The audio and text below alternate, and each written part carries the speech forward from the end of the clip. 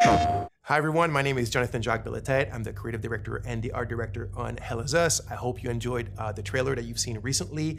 Today we're back in the spotlight. We're going to show you a bit of gameplay, a bit more than what you've seen in the trailer, and I hope that you will enjoy this part greatly. All right, so let's start with the basics. So Hell Is Us is set to be released in 2025.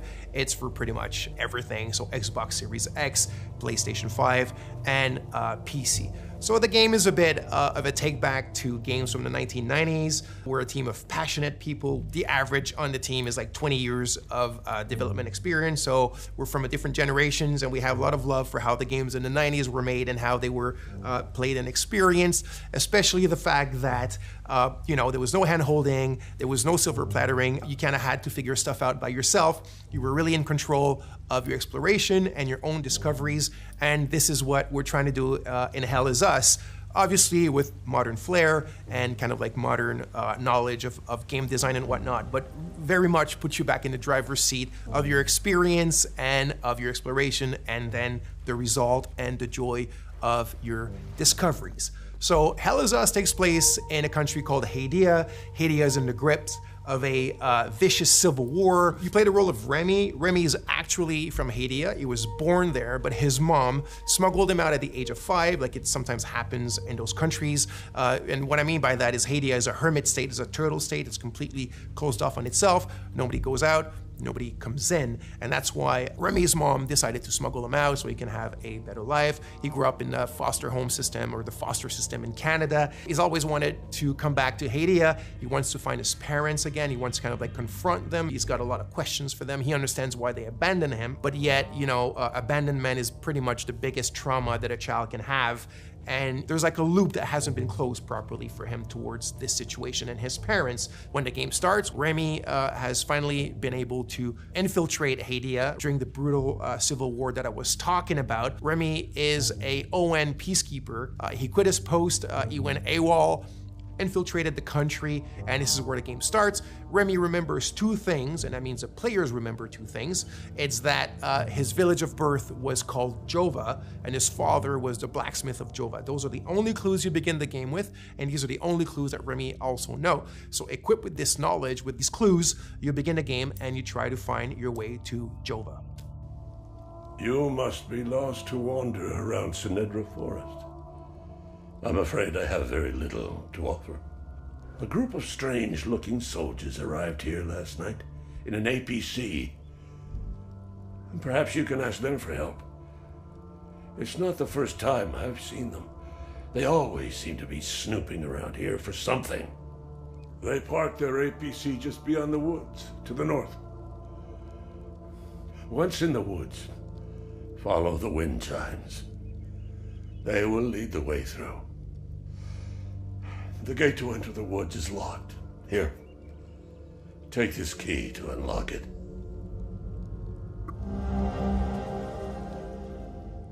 Okay, so let's talk about this design philosophy that I've mentioned earlier, which is, I said the word silver plattering, is something that I had been thinking about for quite a few years, and the team as well, which is, if you look at modern day or contemporary adventure games and RPGs, pretty much everything is given to you on a silver platter. What I mean by that is when you explore, everything appears in front of you. You have your compass on top of you that's like a sixth sense, like a magical sense that detects, all the caves and all the cool stuff around you and the towers and this and whatnot. It just appears magically. And you have your map, and you have your mini map, and you have your quest markers, and you have your objective markers, and you can drop your own markers, and you have your quest journals, and it just never ends. And if you think about it, what happens with that is that you're not truly exploring. You're just kind of like flying by wire, and when you find something, it's not really your discovery. It was kind of handed to you on a silver platter. So what you're looking at now is we're having a discussion with a bloke named Ernest Cadell. He's telling us certain information, and then he tells us it's quite far. You need to hitch a ride. You might find people that are willing to give you a ride. It's up to the north of my house, so you're gonna have to use your compass, but your real compass, right, with the coordinates on it, north, south, east, west, blah, blah, blah, and follow that. And he tells you that in the Lost Woods, in order to find your way out, just follow the wind chimes. He says, I've attached them there for my kids when they were young because they kept on getting lost in those bloody woods. And then he tells you, follow the sound of the wind chimes and you'll find your way on the other side of the woods. that's how we do it. It's very organic, it's very realistic. You know, someone in real life could have told you the exact same thing. So the environments, the visuals of the game are not just there to illustrate, they're there to communicate. So you need to play the game, you need to open your eyes, you need to open your ears to what NPCs tell you, and you'll find your way and you'll discover things, and you will truly own your discoveries and the great joy that comes with that.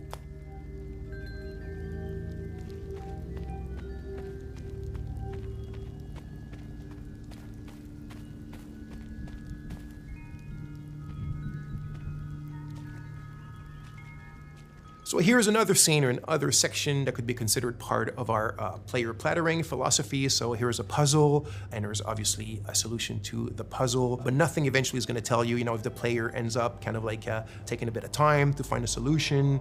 There's not going to be any artificial kind of ways that are going to help him or tell him what to do. Remy's not going to start talking to himself, or i.e. talking to the player with, you know, little clues and whatever. It's really up to you to figure them out. And in the way that the player plattering is inserted in this, we have a good example here with your trusty drone named Cappy. By the way, you can tell now that Remy has his poncho and he has his sword and he has his drone. So it's after he's acquired them, right? Because at the beginning of the game, you saw he was not dressed like that. Now there's a reason why he ends up dressed like this. There's a reason why he needs these things, this equipment, but we don't need to get into these details today. So anyway, there's an ancient language in the country and you kind of find it throughout the game.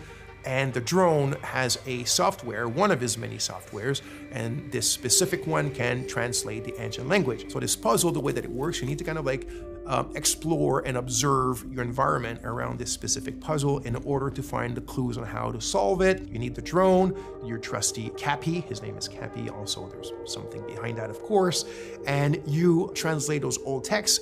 It gives you little passages of a poem or a psalm or something like that, and through what they tell you and the order in which they seem to have to be pieced back together, you find your clues on what this puzzle does and how to solve it. So again, the players are kind of like just led to their own devices, but things are there, the answers are there, and you have to explore. And again, I repeat it, you have to open your eyes and open your ears, and you'll figure it out.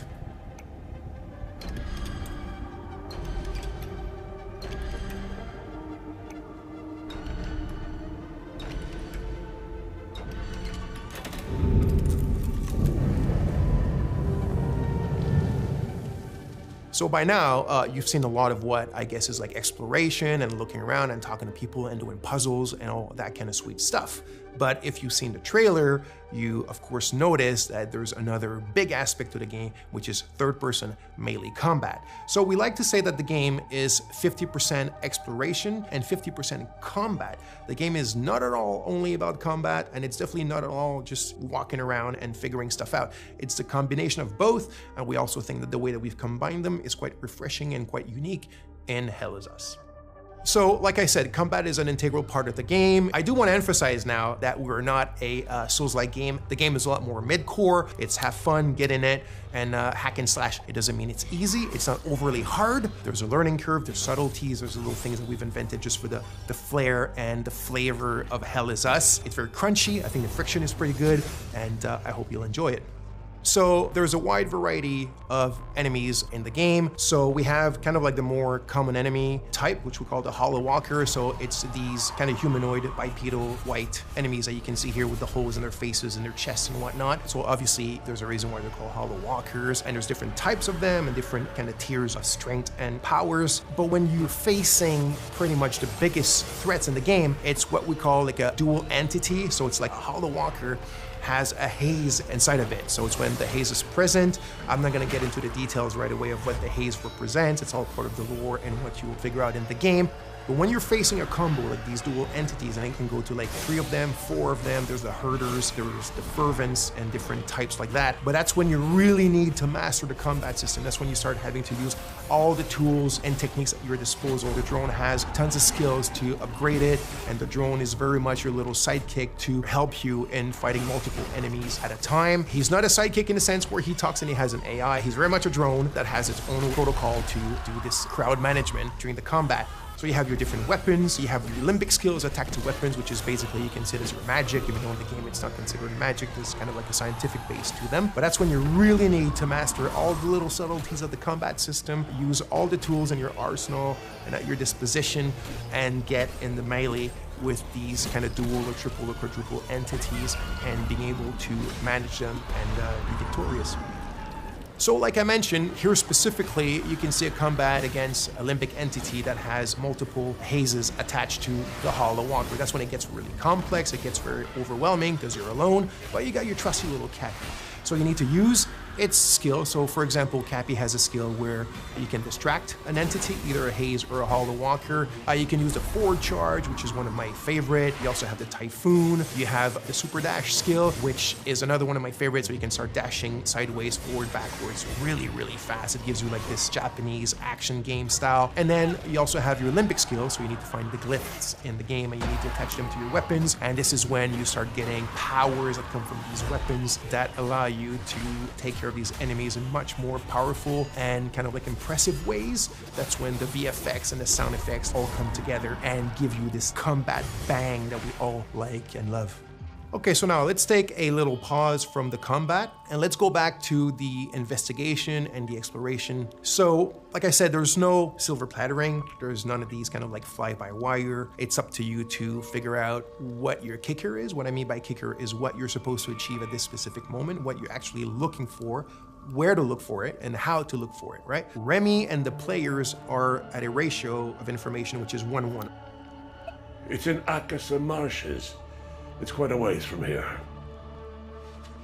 So one of the tools that we're providing you to still kind of help you a bit and manage this 1-1 kind of like knowledge ratio is your data pad. Think of it as a bit your investigation wall if you want, but in a digital 90s format. So your clues, your leads, the important people that are related to your investigation, trying to find your parents and a lot more eventually, are all stored here. They're linked together by the relationships, and now it's up to you to go and investigate about them.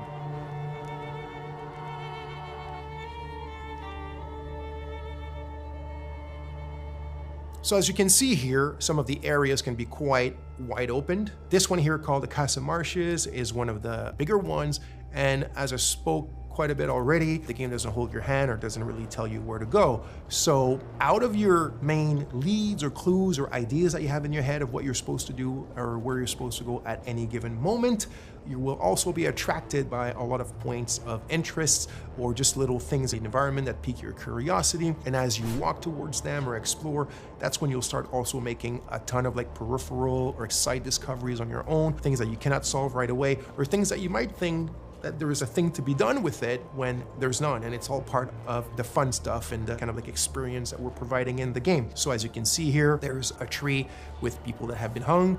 Like I said, this takes place during a very vicious civil war between two different ethnicities in the countries that are still basically the exact same people. And you found this tree. It's actually not part of the Golden Path or not part of something tremendously important in the game, but there's still something around it. There's still something to be found, and it's probably linked to more stuff that you can do in relation to it. But that you had to do your own exploration to find it, and even more of your own exploration and investigation to figure out what it's linked to and what you can do from it if you want.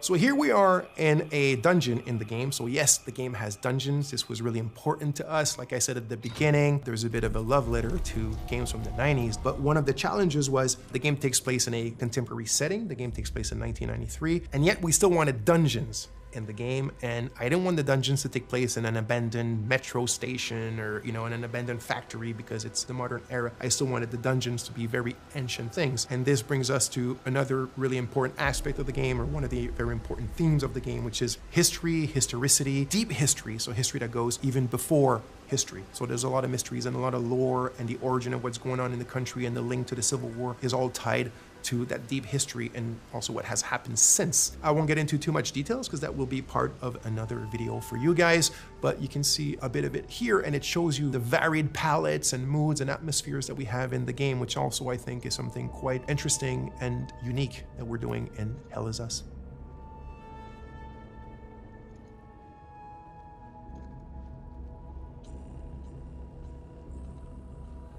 Thanks a lot. Thanks for being with us. I hope you enjoyed it. I'm extremely grateful to have you guys following us, the team as well. So just to repeat, the game Hell Is Us will be released in 2025 as Xbox Series, PlayStation 5, and PC. And there's a lot more coming soon about the game. This is just the beginning. We'll explain other aspects of it and get into sometimes a bit of the minutia. So stay tuned and speak to you soon. Thank you.